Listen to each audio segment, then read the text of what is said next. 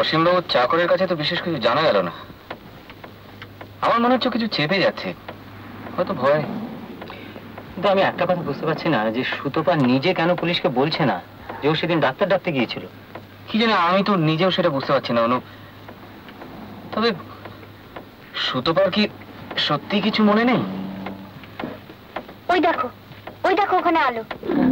আরে ওটা একটা ভুতুড়ে বাড়ি, তাহলে জ্বলছে কি নিচ্ছে যে না আমার কি হবে? আরে না রে, তুই বুঝছিস না অনু, দ্যাটস এ মিস্ট্রি। মিস্ট্রি? হ্যাঁ, কিন্তু মিস্ট্রি যাই হোক, এটা আমাকে সলভ করতেই হবে।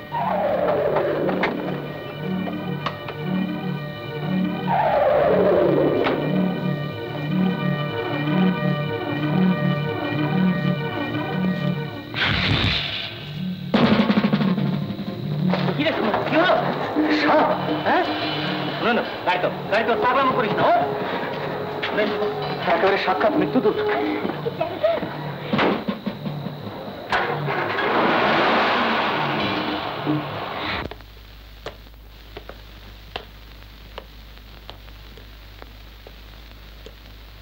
আপনারা কথা বলুন। Thank you. হ্যাঁ, কথা বলুন।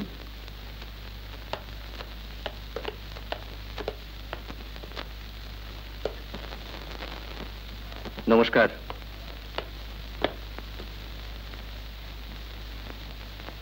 আমায় চিনতে পারছেন?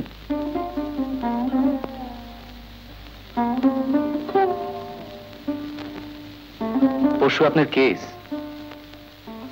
কোন লয়ার ঠিক করেছেন? আমি তো কাউকে চিনি না।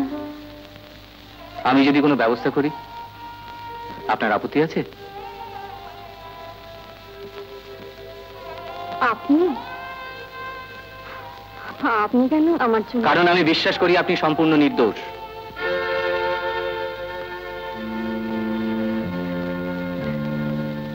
কেন কেন আপনি বিশ্বাস করেন? আর সবাই তো। জিতুকে বলুন মিস মুখার্জি, জিতুকে। আমি বলতে পারবো না।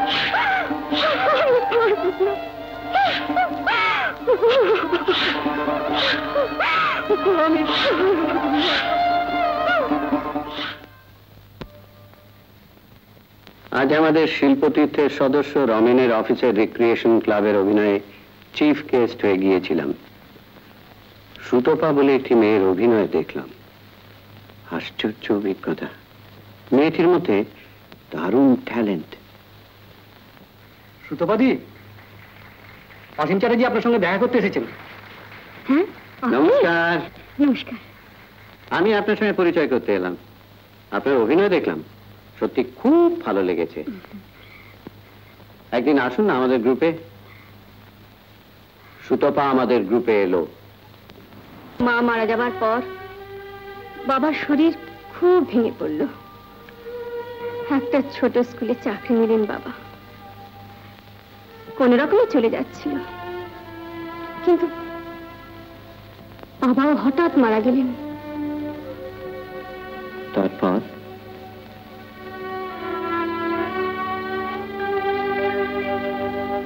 তারপর এক দুঃসম্পর্কের আত্মীয়ের বাড়িতে আশ্রয় পেলাম।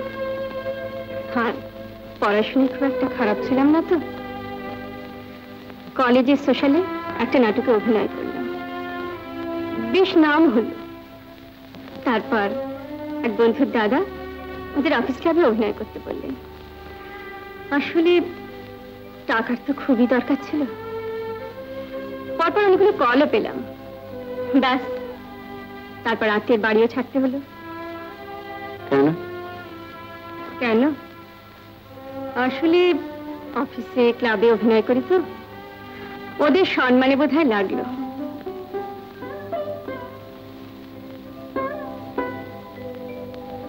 এখন কিরকম কল পাও? কোনরকমই চলে যায় অসীমদা।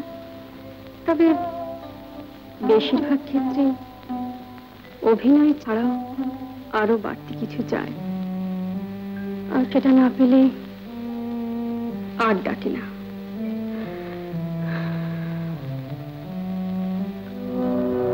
ঠিক করলাম, সুতপাকে আমি এই পরিবেশ থেকে দূরে সরিয়ে নিয়ে যাব। ওর মধ্যে আমি একটা বিরাট সম্ভাবনা দেখতে পেয়েছি।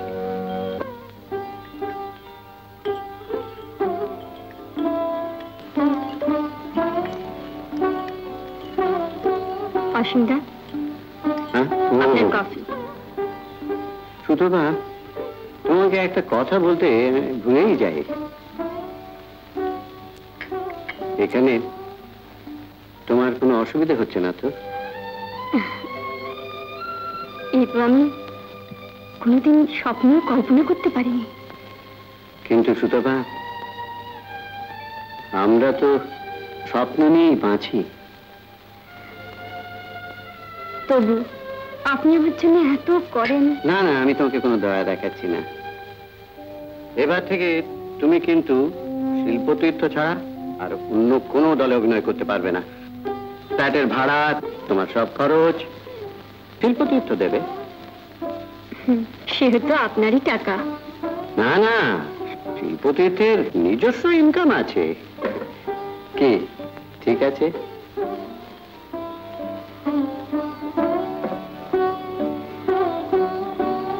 সুতপা, তোমার সঙ্গে তাহলে কালকে রিহার্সালে দেখা হবে।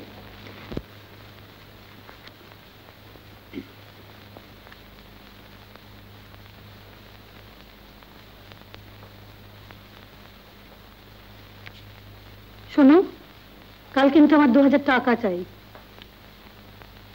পরশু ব্যাংক থেকে টাকা তুললে এর মধ্যে আবার কিছু কিনবে নাকি? এত জেরা করছো কেন? নিশ্চয়ই কিছু দরকার আছে।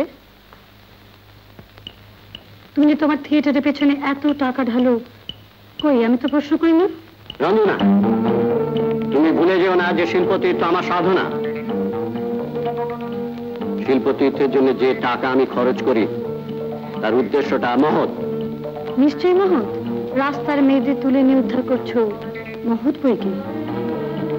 তুমি কি বলতে চাও রঞ্জনা?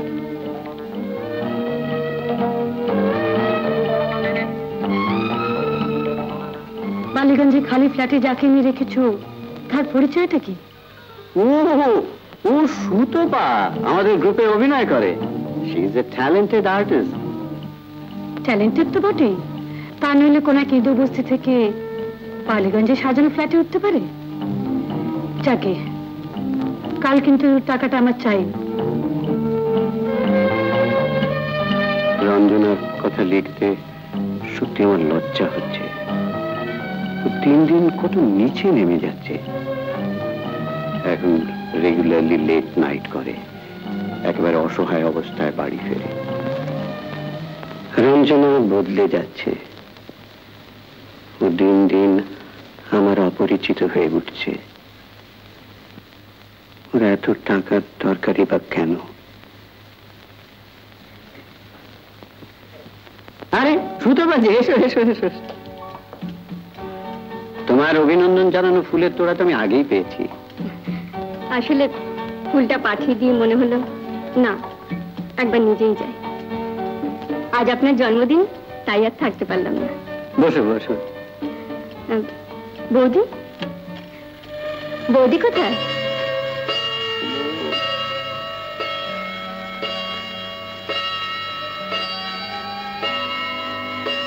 ও এখনো আসেনি।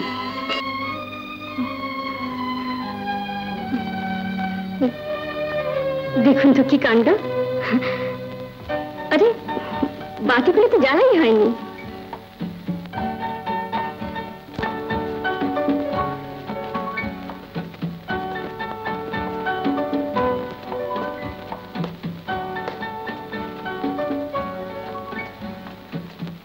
সুতপা,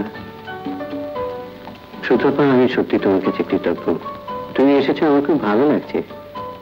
তোমার একা একা মনে হচ্ছিল, তুমি আমাকে বাঁচালে। আরে বৌদি, অসীমদা, এবারে বৌদি এসে গেছেন, আমি চলি। জানেন বৌদি, অসীমদা না আপনার জন্য। তুমি কি নিঃসঙ্গ বোধ করছিলে? আর তাই বুঝি তুমি ওকে কোম্পানি দিচ্ছিলে? সুতপা, চলো আমি তোমাকে এগিয়ে দিয়ে আসি।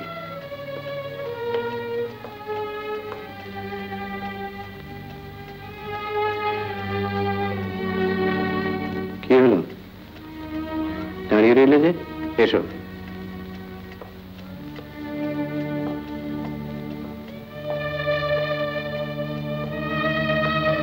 মহাদেব, মহাদেব। জি সাহেব। ড্রাইভারকে বলো দিদিমণিকে বাড়িতে পৌঁছে দিয়ে আসবে। জি।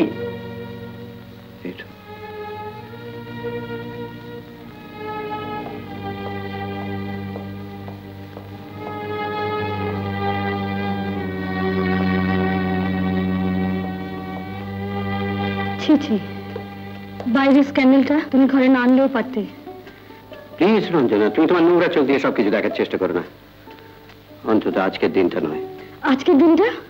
আজকের দিনটা তো তোমার ভালোই কেটেছে।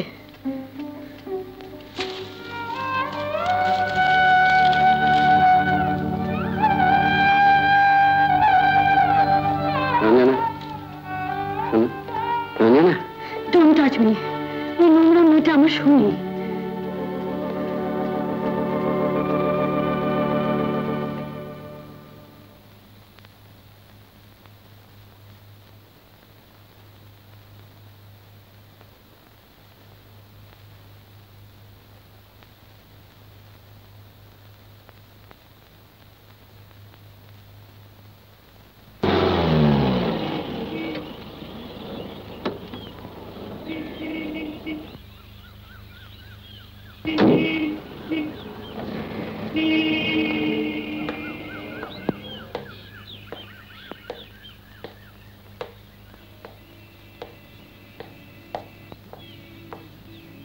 বলো, আমি খবরের কাগজ থেকে এসেছি।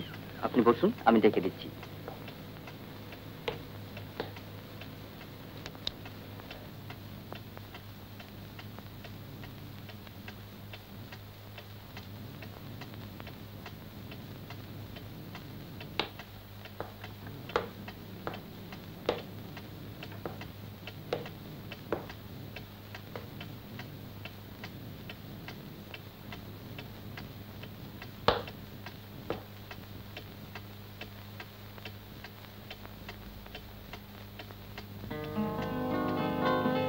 নমস্কার।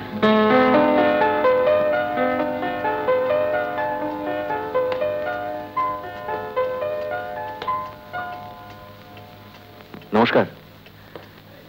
আপনাকে বিরক্ত করার জন্য খুবই দুঃখিত, কিন্তু খবরের কাগজের লোক বোঝেনি তো। বসুন। হ্যাঁ,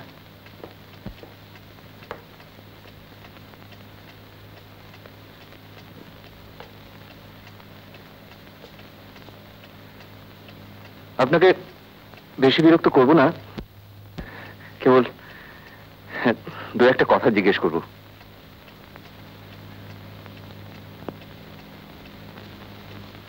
নিশ্চয়ই করবেন। হ্যাঁ, কি খাবেন, চা না কফি? না না, শুধু শুধু আমার জন্য কেন? বেড়া। জি ম্যাম, চাপ। কফি আনো। জি।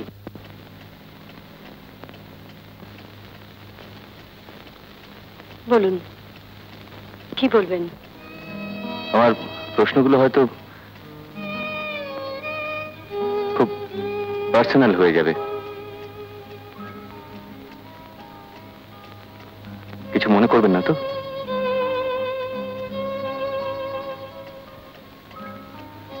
আপনি প্রশ্ন করুন।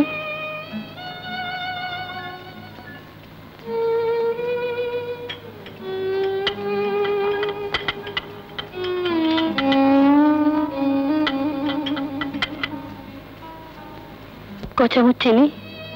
হ্যাঁ, 1.5।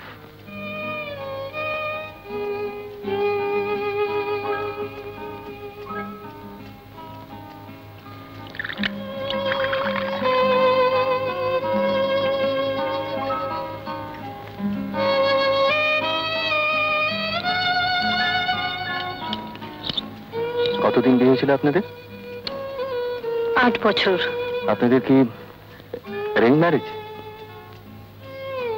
না, we met and loved each other. আজ আমি একেবারে একা।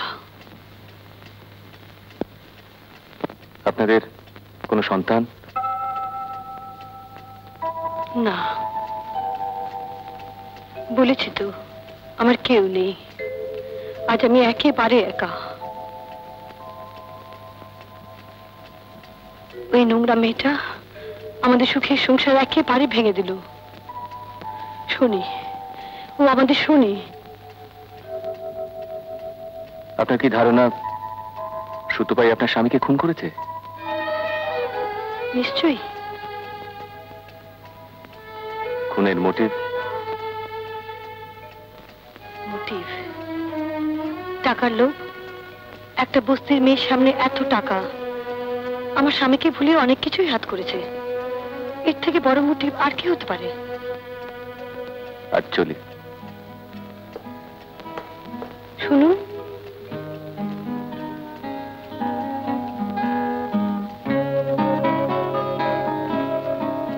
আপনারা তো লিখতে পারেন, লিখুন না নিউজ পেপারে, যাতে অপরাধী শাস্তি পায়, যাতে ও এসকেপ করে পালিয়ে যেতে না পারে। সেই চেষ্টাই করবো Mrs Chatterjee.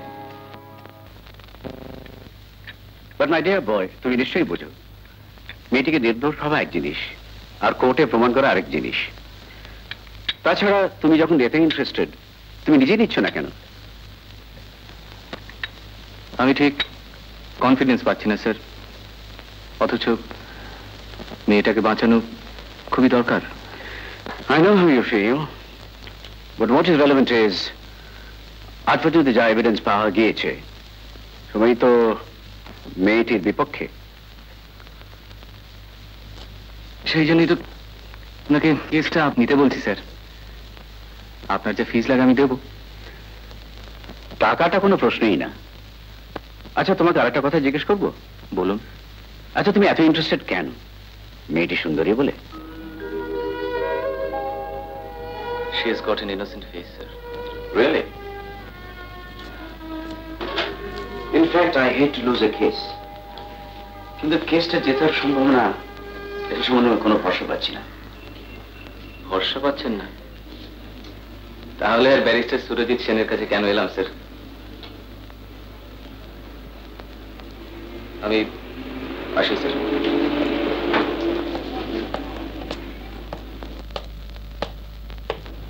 Sunanda,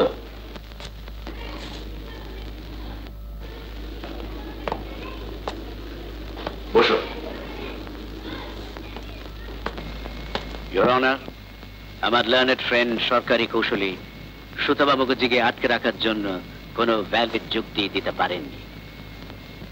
miss Mukherjee is socially respectable, তাছাড়া সমাজে তার একটা সুনামও আছে। ওকে ফার্দার ইনভেস্টিগেশনের জন্য শুধু শুধু জেল কাস্টডিতে রাখার কোনো কারণ নেই। ওকে বেল দিলে ওর পালাবার কোনো সম্ভাবনা নেই। ইওর অনার, আপনি নিশ্চয়ই বুঝতে পারছেন একজন অভিনেত্রী হিসাবে সুতপা দেবী শুধু জনপ্রিয় নয়, রেসপেক্টেডও বটে। ইনভেস্টিগেশনের জন্য ওকে অযথা আটকে রাখলে ওর নার্ভসের উপর চাপ পড়তে পারে। In fact she may need expert medical help. তাছাড়া ওর হয়ে জামিন দাঁড়াচ্ছেন তরুণ ব্যারিস্টার সুনন্দ রায়, যার নিজের এবং তার পরিবারের রেসপেক্টেবিলিটি সকলেরই পরিচিত। অতএব মহামান্য আদালতের কাছে এই জামিনের ব্যাপারে যুক্তিসঙ্গত ন্যায় বিচারের প্রার্থনা আমি জানাচ্ছি।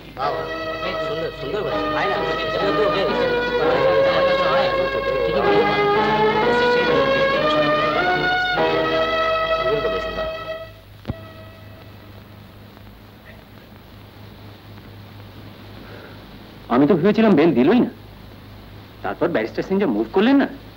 হ্যাঁ, ওর ক্রেডিট আছে। আমি এখন কোথায় যাব? কেন? আমাদের বাড়ি? সুতপা তো জামিন পেয়ে গেল। ভয় পাচ্ছ? পুলিশকে আমার বড্ড ভয়। তুমি কেন? সবাই পুলিশকে ভয় পায়। জামিন পাওয়ার খালাস হওয়া এক নয়।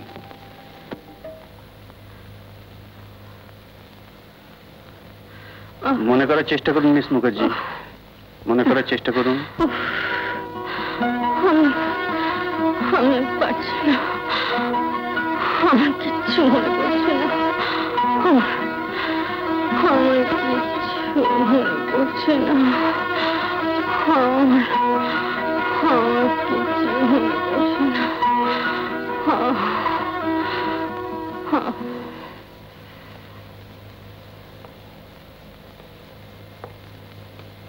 কি মনে হচ্ছে ডাক্তার? অ্যামনেসিয়া। আংশিক স্মৃতিভ্রংশ। হঠাৎ প্রচন্ড মেন্টাল শকে এরকম হয়। সেই লস্ট মেমোরি কি ফিরে আসে না? সেটা ঠিক বলা যায় না। ডক্টর নাগ কোনো আশাই দিতে পারলেন না?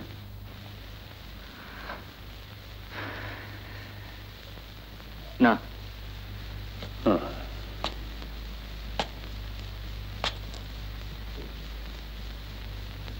এই মামলার জন্য সুতপার লস্ট মেমোরি ফিরে আসা একান্তই দরকার। কি করবি তাহলে? বুঝতে পারছি না।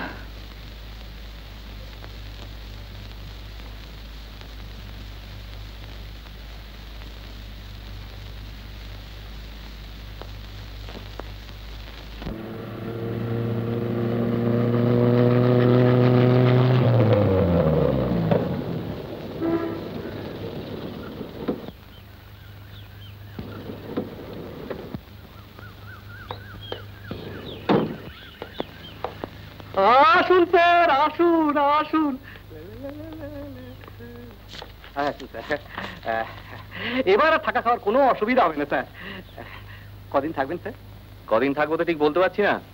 একদিন, দুদিন, কিংবা হয়তো আজ। ওটি করবেন না স্যার, ওটি করবেন না। একটু ডেফিনিট করে কিছু বলুন।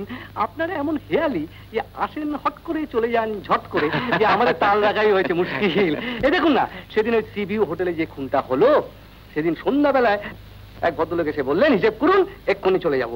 অথচ স্যার তার আগের দিন এসে তিনি বলেছেন যে ব্রেকফাস্ট না খেয়ে উনি যাবেন না, আর সঙ্গে দুটো ডিম দিতে হবে। ভেবে দেখুন স্যার, ভেবে দেখুন আমাদের কি হয়েছে, কি যন্ত্রণা স্যার।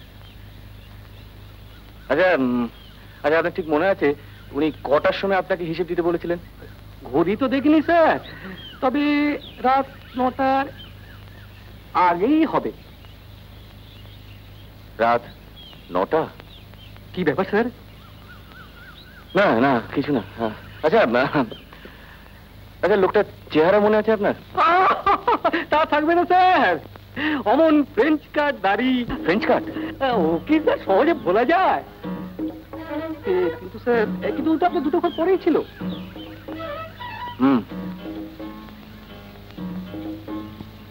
চাবি sir? Thank you. Thank you. এই যোগেন, আসছি স্যার।